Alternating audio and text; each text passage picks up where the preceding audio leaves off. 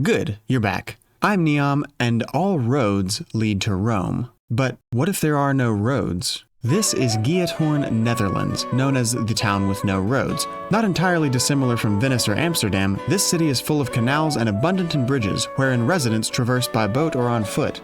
However, town with no roads is a bit of a misnomer. It is, in actuality, a town with several roads, not least of which is the N334, a fairly major highway. And so it seems that the Giethoornians are unfortunately consigned to that inevitable and unknowing sojourn that the rest of us expressway expeditionists must undertake.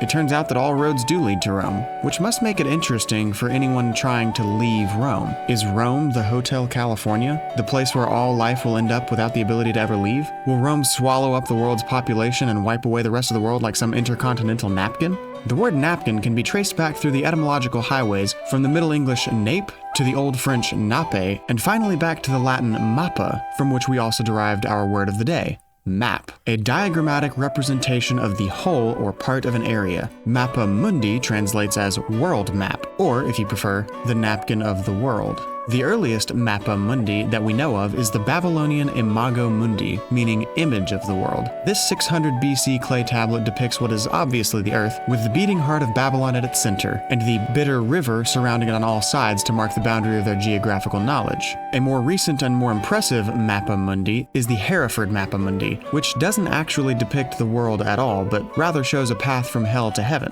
Map inaccuracies have continued to plague the cartographical world ever since. From the first explorers who mapped the North American West Coast in the 1500s, cartographers continually showed California as an island, now an obvious falsehood, but hey, a man can dream. And that was just one small part of one of the 7 continents. Things get even harder when you're trying to map out the whole world on a flat surface. Many have tried and few have succeeded to come up with anything resembling the type of place anyone would actually want to live. The Mercator projection is the most commonly used two-dimensional Mappa Mundi that we have today, but it too has its shortcomings. For example, it shows Greenland as being the same size as Africa, even though Africa is roughly 14 times bigger. The obvious problem with these maps is one of geographical accuracy. But how accurate should a map be? Well, it should clearly show all the available places in a given area and accurately contrast the distances between them. But you could make it more accurate. If you show every single river, lake, forest, mountain, every available feature that you could, all the way down to the individual blades of grass. But of course, in order to do that, you would have to scale the map up to a bigger size. The most accurate size would be the size of the territory itself, and since we're striving for accuracy, you'd need to make it textured as well, and, well, the whole thing just sort of falls apart.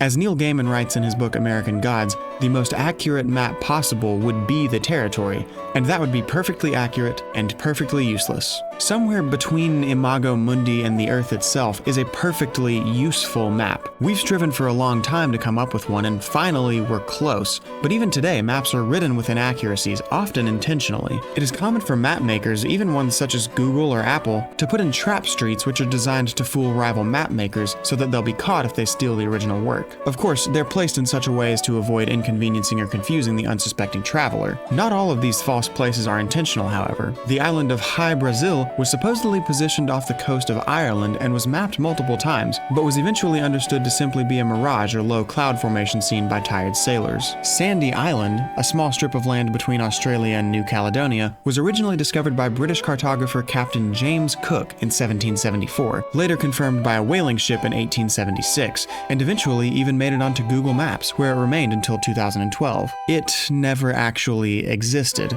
There may never be a perfectly useful map, or it may have already existed for decades. We can't really know for certain, especially with Venice sinking into the sea and volcanic islands popping up out of nowhere, but we can take comfort in knowing that the Earth is flat, so none of it matters anyway. If you enjoyed this video, leave a like, subscribe for more, ring the bell, and comment what you want to learn about next. I'm Neon, and I'll see you next time.